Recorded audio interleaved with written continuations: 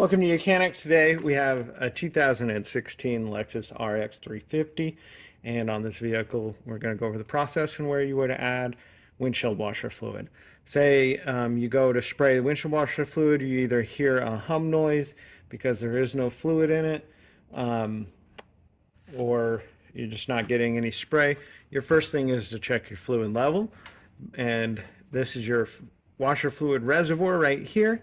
And then you pop the cap, able to add your washer fluid right here and just fill it up. If it's fully low, it's going to take very close to the whole gallon of washer fluid. And then when you're done, you can put the cap back on.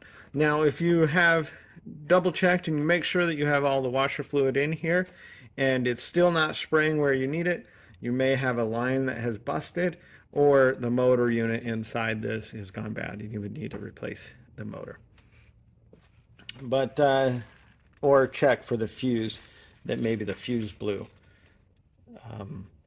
But that would be where you would add your windshield washer fluid for your Lexus RX350.